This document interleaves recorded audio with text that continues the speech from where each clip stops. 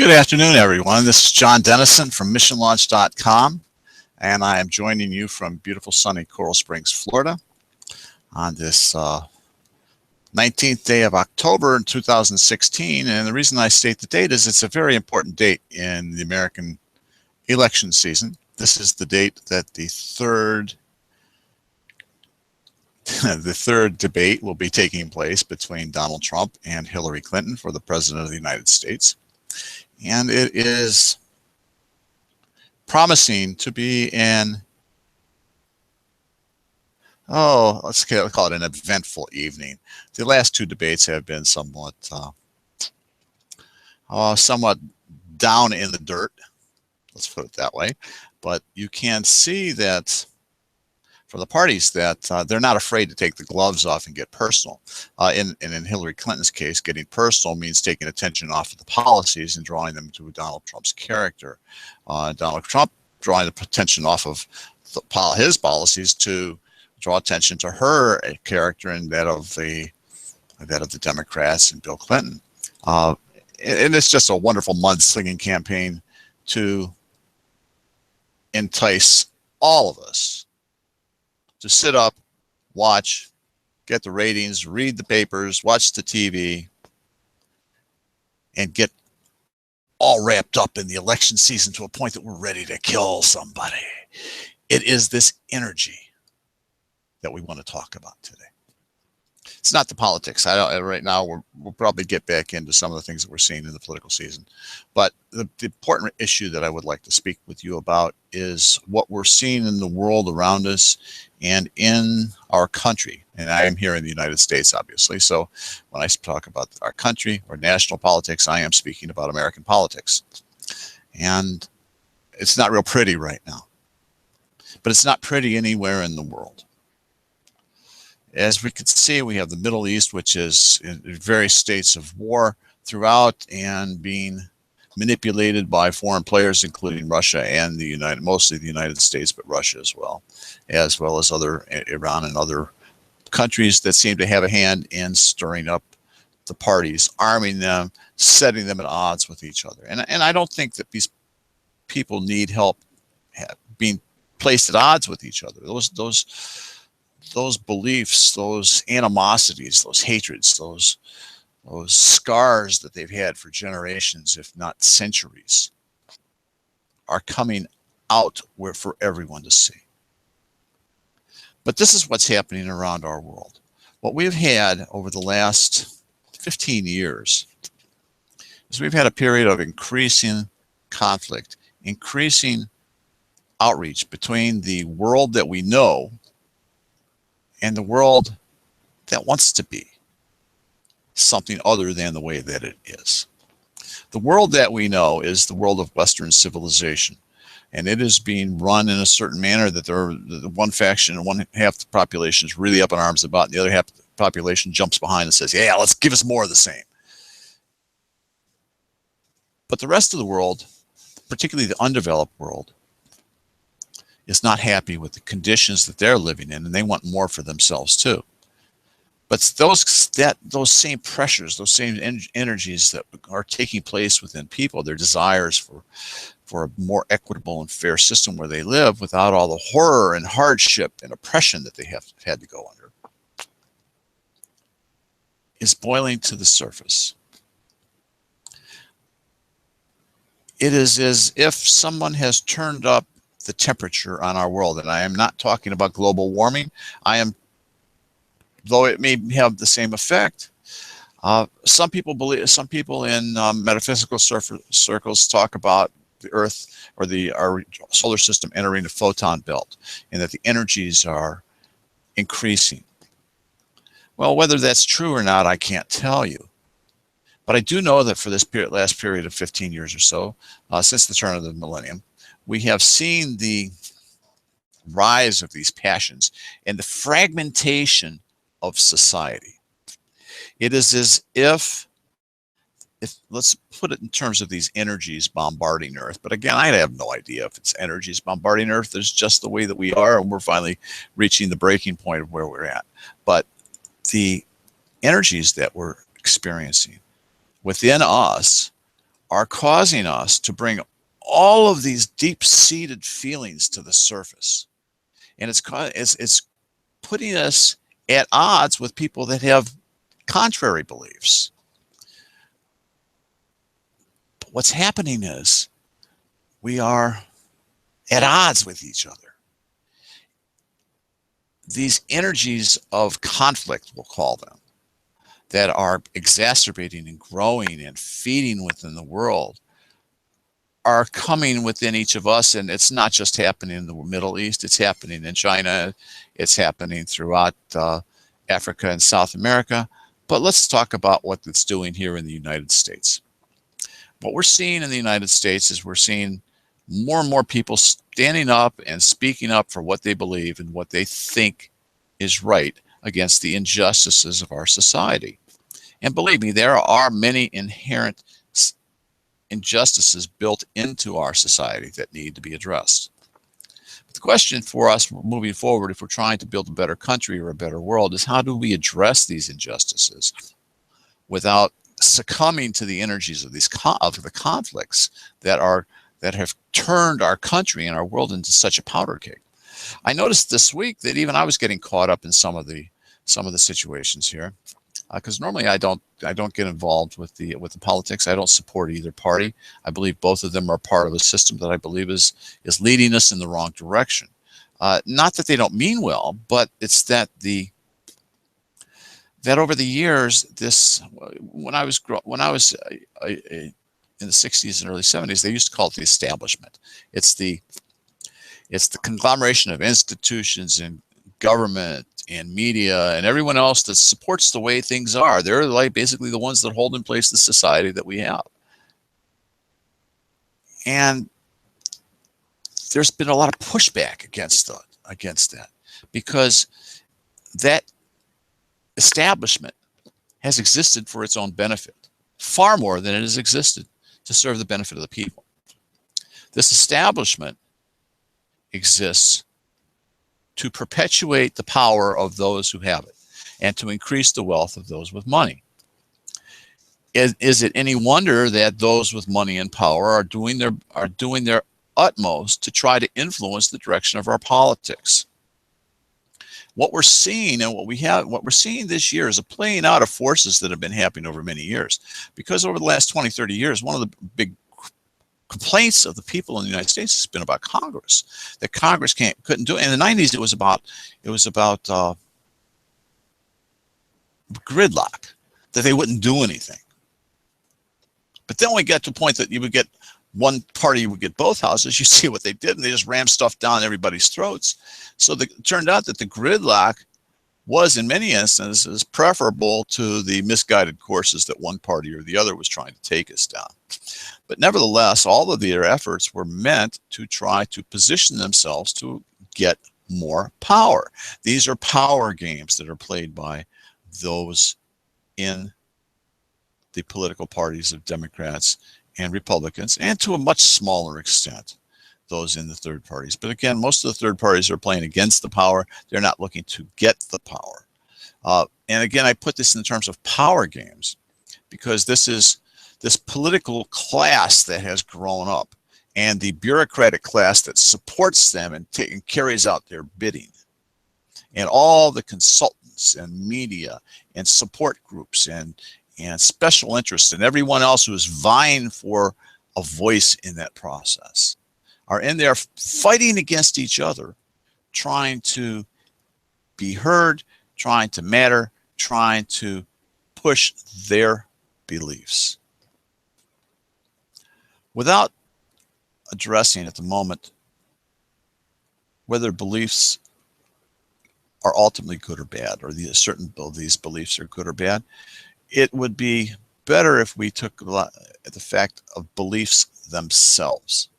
The sheer fact of what's happening is we are being tested to challenge our own beliefs through the process of these events in the world around us that are raising the tensions and turning our world and turning our nation into a powder keg that's ready to explode.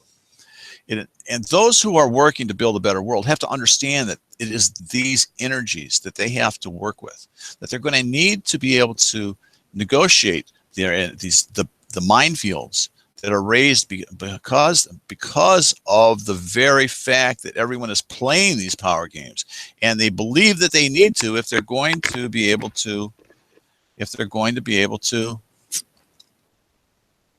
serve themselves, serve their constituencies,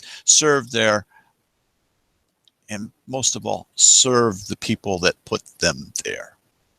And the people that put them there are partly the special interest groups and others that they get to render support for them, but also the money people, the ones who are lobbying them and getting them or are trying to get them in line behind the Democratic or Republican agendas.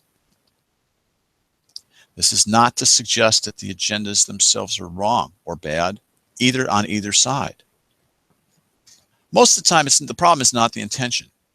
The problem becomes in how we execute it and in the way that it has to be sold so that it never quite works sold and get passed through Congress or be implemented by the president in order to be effective. So what has happened gets watered down, gets twisted, gets distorted in the process, and never quite works the way they want. Now, the sides will say, well, it's always the other guy's fault. They did this. They stopped it. Or this wasn't a good idea. And this concept that they're doing that is bad. But the energies that are bombarding us are causing us to get more and more and more worked up at any effort that even challenges or suggests to challenge the beliefs that we have. Because our beliefs, when they're attacked, it's like attacking us. Even though no one ever says anything about us personally, when they challenge our beliefs, when they challenge the people we support, when they challenge the parties that we have been indoctrinated into and signed up through our parents for years and years and years as Democrats and Republicans, when they challenge that two-party system or they challenge the righteousness of whichever side that we have, it is as if it is a personal attack upon us. This week, there have been a lot of ongoing disclosures from WikiLeaks about the Podesta emails that were somehow hacked and released. Where they came from, we don't know. It's attempting to be turned around by the Obama administration and the Clinton campaign and blame it on the Russians without providing any proof whatsoever. And they say it as if it's gospel. But again, how can we take that for fact without proof? Number one, without proof. But second of all, how can we take it for fact in light of the situation that's happening by the same group? Obama and Hillary are pounding the war drums. They're beating the war drums to go to war with Russia. They've been doing this lately. They're even calling for a no-fly zone in Syria, a no-fly zone to support these so-called rebel groups that are fighting the Assad regime. These rebel groups started when Al-Qaeda, the very same people that were supposedly behind the bombing of the 9/11 towers, the towers on 9/11, were expanding into Syria like they expanded into Libya after Hillary and company did their deeds there. So we have been arming these rebels. We've given them new names. But we are sending arms to them either directly or through surrogates that are being used to fight the Assad regime. So what we're having here is an international geopolitical power game that's going on where one group, we'll call this the U.S. military alliance, wants the Middle East to look one way. There is another group that wants it to look another way. That would be the Russians who don't want the American control to take over the Middle East. They don't want American troops all through the Middle East on their doorstep to their south, because we have had this policy of encirclement since Hillary Clinton was Secretary of State, that we have tried our best to encircle Russia and even China And they're pushing back. They're feeling nervous about the fact that we are spreading our power and exerting our hegemony around the world, and doing it in a manner which is contrary to bringing the tensions down. Instead, we are taking advantage of the situation of these continually ratcheting energies and adding more fuel to the fire. And then we want to go off and make war with Russia or China or Iran or North Korea or whoever else it is that we don't like with it. And I've been around here for quite a few years now. And I started in my political meanderings back during the Vietnam War. Now, if any of you remember the Vietnam War, or if you're too young to remember, this was a very, very unpopular war, and it was one of the first wars of expansion under the guise of making the world safe for democracy and stopping the spread of communism. In that war, we still had a draft going on at that time, and between the war and the draft, it was very common to have your friends come home in a box.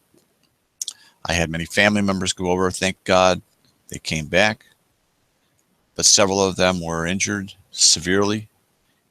I had friends and clients that were scarred deeply by Vietnam. I've had others come back that had no problems whatsoever, but I've seen some that it just affected so deeply that it just turned to the rest of their lives. I had one cousin who came back, who between that, after he came back from Vietnam, again getting shot in Vietnam, coming back to the United States, and he's going back to get to school at Kent State. I lived about 45 minutes from there, and my cousin was attending school at Kent State. And you've seen Alison Krauss where she's kneeling on the ground over the body of where the National Guard were ordered to put live ammunition in their gun and their rifles and shot into a crowd of unarmed students. And 4 were killed and many others were wounded. And Alison Krauss is kneeling over it with her arms out. He was about 10 yards from there on his way walking to class when these guns went off, and he has to hit the ground. The trauma of that event has shaped our nation. That started the end of the student movement, the peace movement of the 60s and 70s. Showed that the government, this establishment, was willing to use force to keep its people in line. It was no longer one of peaceful expression or one of expression where dissent was encouraged, but where dissent was quashed violently if necessary, but was not permitted to continue.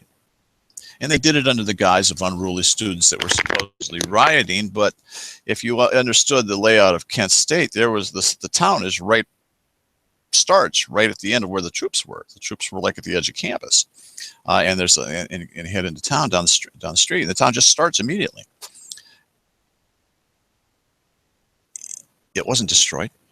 There weren't any fires or bombings or anything going on there, but they still felt the need to react with force. Well, that same establishment has continued to grow, to push its agenda of expansion and oppression of anyone that stands in its way. And that includes we, the people. If we stand in the way, if we speak out against the government chain, we are excoriated by the powers that be. They use public opinion just like they use the PC police today. They used that back then to try to keep you in line, try to say, my country, right or wrong, or America, love it or leave it. Well, I'm tired of hearing this, America, love it or leave it, because it's my country too, and it's your country too. And we don't have to leave it because we don't like the way they're running it into the ground. But we do have an obligation that if we don't like it, to speak up and do something about it. Well, what I'm doing today is I'm talking to you about these energies that are conflicts. Okay, that's the history. We've had this growing history of conflict between the people and the government and the forces that support the establishment. In this situation of increasing tensions, everyone is getting to a point that it's not about I support this or I want these policies or I want this direction. It's I don't like this candidate and I can't stand this candidate. So it's the animosity factor which is being played up, and we're being made to hate and despise the people that we disagree with and the people that want to go in a different direction. And they are doing this to play us against each other in this divide and conquer methodology that has been utilized by the establishment for the last 50 years. Now, if you look at the principles that we have followed in our dealings overseas, in our foreign affairs, our geopolitical affairs, we typically do this divide and conquer routine where we go in and then we start emphasizing the differences. In Iraq, it was the Sunnis and Shia against the Shias, and we start building up the energies where they start seeing it Sunnis versus Shias and Sunnis versus Shias, and pretty soon they're fighting with each other, Sunnis versus Shias. Well, maybe they would have fought anyway, but they didn't need our help to build it up, to draw attention to these differences. These differences run deep, not just the ones here within us that we're fighting over in our country, but the ones around the world. And what's happening with these energies bombarding us is they are coming to us and they are bringing out all these things within us that we need to see and address. But right now, we're not looking at ourselves. We're just looking at other people attacking our beliefs, and we're ready to fight over them. This week, I was starting to tell you about the WikiLeaks things. The WikiLeaks has been releasing a lot of emails from Podesta relative to the functioning of the Clinton campaign and its a lot of its dirty tricks and efforts to manipulate the system to its own advantage and actually manipulate the Democratic Party to its advantage. Without getting into a lot of those specifics, I was finding myself getting caught up in the situation. Not because I was supporting one side or another. I wasn't, but I was allowing myself to get upset because of the tactics that they were using to discount and ridicule and negate every effort to show that, excuse the way I phrase this, Hillary Clinton's shit doesn't stink.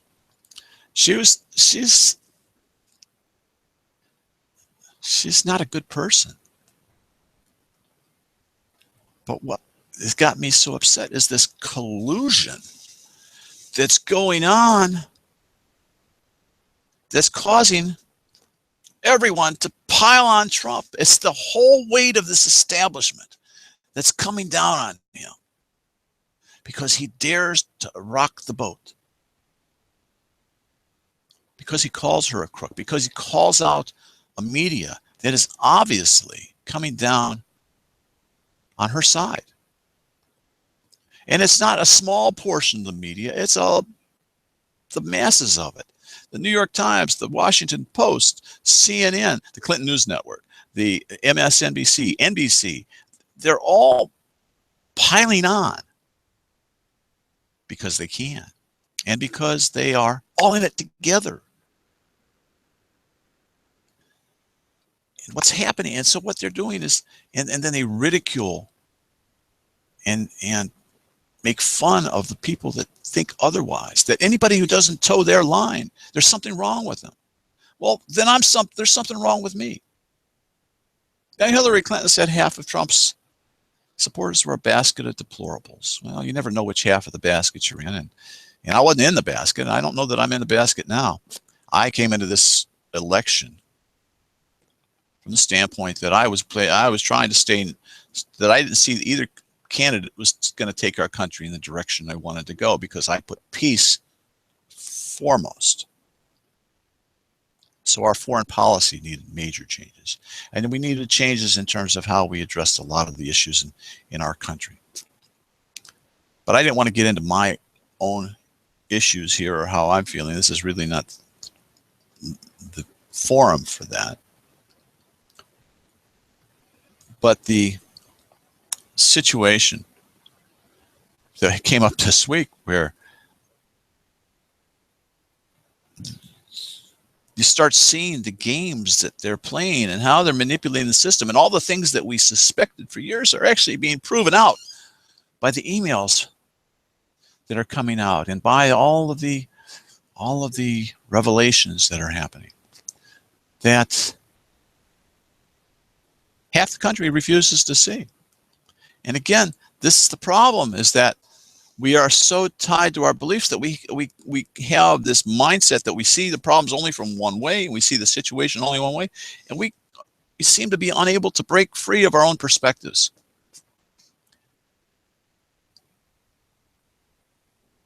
First of all, if you are attempting to build a better world and trying to remain somewhat neutral, or at least negotiate a path for yourself through this minefield, you need to be aware of how you are responding to the situation that's happening, because you need to manage your own energies and your own place within this, so that you can be a conscious, rational being that can contribute to the conversation and not just devolve into the emotional mudslinging that's going on back and forth.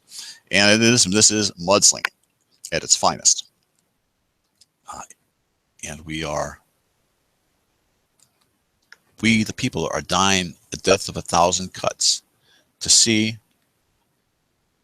what appears to be an endemic corruption to go along with the insensitivity of the establishment to the needs of the people. And then when this energy is coming up, and it's going to be bringing your beliefs up, and with this discussion, these political barbs, so to speak, the shots across the bow are going to inevitably tweak something inside of you that's going to get you riled up. So simultaneously, you have to manage your own response mechanisms and how you're going to go through this. But you need to understand that what is happening is to allow you to see what's inside of you, that it is your beliefs that is causing you to rile up. It is the perspective that you have locked yourself into that is causing you to be emotionally involved and have your buttons pushed by them. And believe me, it is your buttons that they are trying to push. They have their focus groups and their polls that are going out and trying to find every little way that they can to push your buttons, to get you so pissed off at one side, at the other side, that you will throw your all rationality out of the seat and seize upon this one little point that they're making to say, that person cannot be president. This one has to be. I'm trying not to make this a case for Trump. But I can tell you that even though I was neutral, and I've been wavering between between the Libertarian and the Green Party, and trying to find a third party that would work toward where I want the country to go. But I'll tell you, I'm beginning to see that it is this hold on power that has to be loosened, that it has to be, and that we can't get caught up in the rhetoric of the moment and forget that it is this power structure that has to be dismantled if we're going to be able to build the world that we want. Because otherwise we're going to continually have half the population pitted against the other half, and we're going to be at war with each other. And we've seen it in our streets with the efforts to build up this Black Lives Matter movement by George Soros. We see it in the media, which is funding, what was it, about $400,000 in donations from the media to Hillary Clinton's campaign against, what, 15,000 to Trump. The situation has almost got me mad enough that I would consider voting for Trump just to stop the crap that's being pulled by the Democrats and their hold on the establishment. And believe me, if it were switched and this were a populist Democrat, we would see that we'd probably see much the same thing from the Republicans, particularly if there was a Bush in the White House or running for the White House. Because they are, the Bushes and the Clintons are part of this imperial presidency that has managed the affairs of this political of the political elite and the uber elite, the ones who are pulling their strings, the wealthy who are contributing to them and trying to manipulate their programs, and the corporatocracy, which is lobbying and distorting how the government functions. If this continues, we don't stand a chance as a democracy. Have a dictatorship. It will be a dictatorship of the few for the few, ram down the throats of the many. This authoritarian rule may not come in the face of in the manner of the typical dictator who sits at the top of the throne. And I know some people try to paint Trump as that. I don't see it, but perhaps I'm wrong. But it's going to come in the terms of this corporatocracy and the rules that the globalization movement is trying to put in place to solidify their hold on power and their ability to manipulate the future, not only of the United States, but of the world. And what's happening is they're seeing that the United States has not been easily manipulated, so they're moving the United States toward bankruptcy. They're moving us more toward overextension. So where we just become beholden to them, so that if we want to continue, we'll keep fighting their wars, we'll keep doing what they want. And so long as these energies are coming in and building up the passions within each of us and amplifying the differences between us, we will find ways to keep separate and apart. The answer to where we're going is not in more splintering, and it's not in picking one side or another. The answer to get to a better world is finding a way that we can these power centers so that there is nothing for the rich and powerful to fight over, because they won't have the ability to do what they think to manipulate things in their favor. What we need to do is find a way to love each other and care with each other a little bit more, but not in a way that some PC elite is telling us that we have to act, but in a way that we know is right in our hearts, of treating each other right, not through all these programs and things, but humans caring about each other and working together to try to find something better. I personally believe that the future of our world is going to be some sort of a federation that is going to totally decentralize power and make it, and I'm not talking about creating a national or an international government or tribunals that they're talking about. I'm talking about total decentralization, where it is a federation, a federal system that this was intended to be, and not a national system. The United States was never intended to be a national system. It was intended to be a federal system where the national government was given certain enumerated powers, but it has continually expanded those powers and grabbed more and more and more. And that's why they're all fighting. They're trying to control this big machine that we set in motion. Now, there have been a lot of movements over the last 30, 40 years to try to rein in some of that power. I believe it was back in the 80s we tried to get constitutional amendments for term limits for our congressmen. We've had constitutional amendments proposed for all sorts of things, including the ones dealing with reversing or overturning the Supreme Court's decision on Citizens United, which gave corporations the ability to funnel in an unlimited money to these PACs and other organizations so that they could distort the election.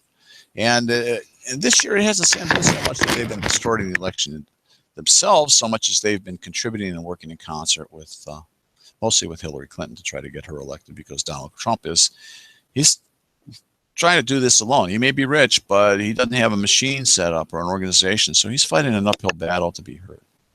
Whether he's right or not, I don't know, but he does want dramatic change from some of the policies of the globalization that has put in motion these forces. Wherever you stand on that is okay for right now, because I don't have an answer to discuss it with you, to really suggest something different. From my view, the globalization, the way they're going about globalization, is just an effort to gather and control and manipulate and oppress. But that's something that the people are going to have to decide as we go along. Maybe that's what the people want, that they want to be oppressed, that they want to be ruled, that they don't want to be free. And if so, then we're going to have a very small group of people that are going to be very angry because they bought the Kool-Aid that that's what our nation was built upon.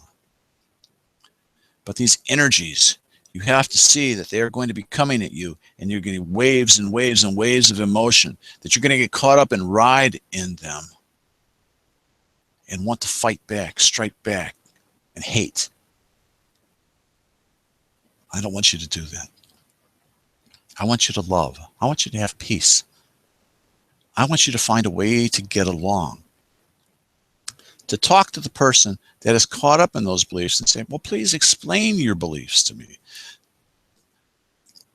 Don't bash the other person. Explain your beliefs to me. Tell me what you believe and why you believe that. And then after they do that, then say, well, how does the person that you're supporting embrace those beliefs? Where do they stand, and where do the candidates stand? So you start taking the emotion out of it. In other words, but to take the emotion out of it, you have to step back from the attachment that you have to your own belief and the self-image that it holds in place of how you see yourself. So that when those beliefs are attacked, that you don't have to respond in a knee-jerk fashion that's just going to exacerbate the situation. In this election,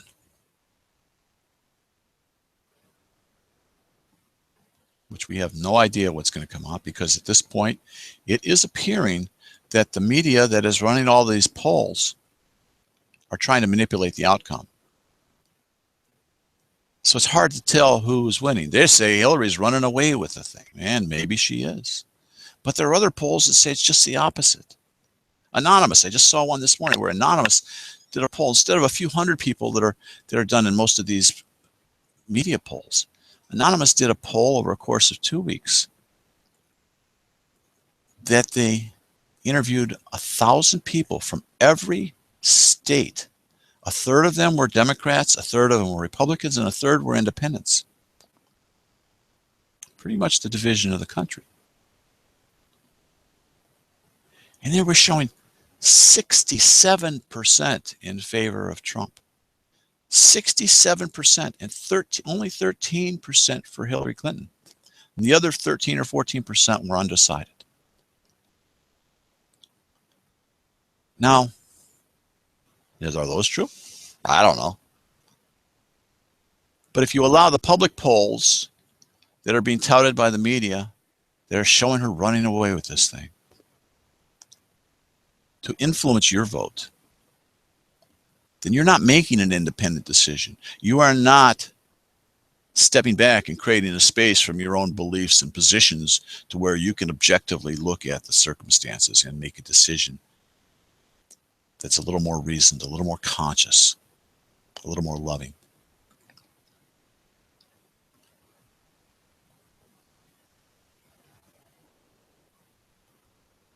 We can't go on the way that we're going and expect to build a better world.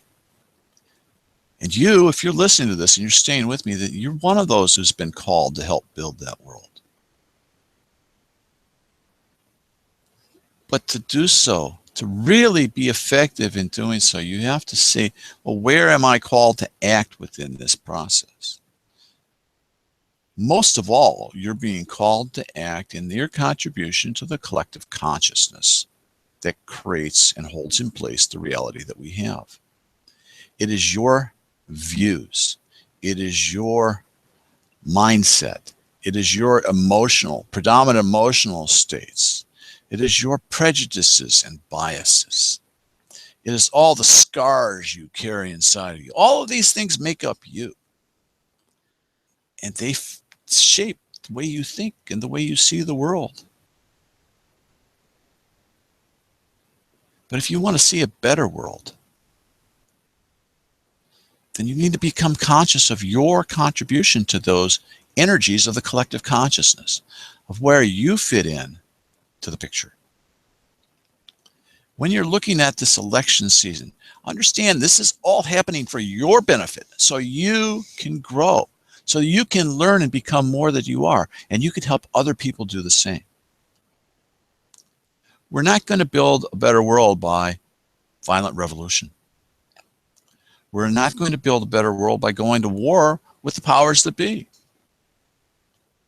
But what we can do is begin to reshape the consciousness of the people, and hopefully begin to apply enough pressure to reshape the consciousness of those who are in power. Perhaps even one day getting so strong enough ourselves that we can pull that power back from them and redistribute it where it belongs, in the people.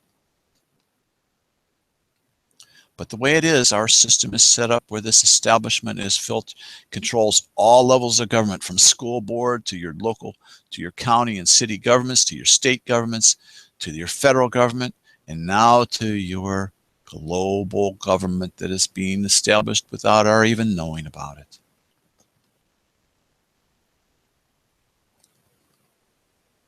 And they're all there to try to do what they think is best to create an orderly society that serves them. Well, I'd like to have an orderly society too, but one that is free and equal and full of justice, not injustice. But I don't see how I or any of you can fight with the people that we disagree with and convince them otherwise. I believe they're all too tied to their own beliefs. And I don't know that they're going to step back from their beliefs long enough to see the harm that is coming from being themselves and pursuing the paths that serve them, the agendas that advance their causes and enrich their wallets. I don't know that they're going to see that. But we can't get caught up in their games or allow them to drag us into them where we enable them to keep playing them.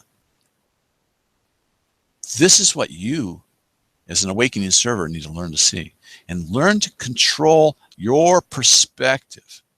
It is this nimbleness of perspective I've spoken about many times that is that the ability to shift perspectives and see it from the other guy's side, or shift and see it from many different sides. Because if we're caught up in our own beliefs and our own viewpoints, we're never going to get there, because we're never going to allow ourselves to consider the value that someone else has. I'm not going to sit here and say that this establishment is wrong or that the system is inherently bad, but it does have inherent inequities in it that have to be addressed. Some of those are trying to address it through totalitarian means by imposing their will upon us through their policies and programs. And we're seeing some of that in this election. You can get caught up in the game. And by all means, enjoy it if you do, because it's such a wonderful feeling to cuss out your opponent and hate them and say, how the hell can you feel that way? How could you think that way? How could you be so stupid as to not see what I see about the person that you're supporting, or not see what I see about the person I am supporting? That's not going to get us where we want to go. Because when the election's over, somehow or other, we got to move forward. Now, these presidents, they all come into office after they've had these terrible fights, political battles, and they come in, well, I'm going to be president for the whole country, for every American. Yes, it is for every American who supports them, who gives them power, who goes along with their program and their plan. But if you speak out against it, if you believe otherwise, or you see otherwise, and step up, stand up to point it out, they will squash you like a bug. So we have to speak out, but we have to find ways to disempower those who have the ability to control the access of the people to speak to each other. We have to free up the choke points. We need conscious leaders to be controlling those choke points, like Google and Twitter and Facebook. Zuckerberg, you shouldn't be supporting Hillary. You should be standing up as a bastion of freedom, of conversation, of dialogue, of speech, among all peoples. Twitter, you're the same way. All three of them have been trying to stack the deck and stack their search results and quash the effort to spread messages that were contrary to the establishment. Well, see, they've become part of the establishment. They're rich. They have something to lose. And the pressures, and then they have to withstand the pressures that are imposed upon them, though, by the people at the top that are trying to get them to control you so they don't have to. Like Hillary Clinton's campaign is doing with Google and Twitter and Facebook. Is this an indictment of Hillary Clinton? Probably. But this is more an indictment of a system that has run wild, that is not serving us the way we want to serve us.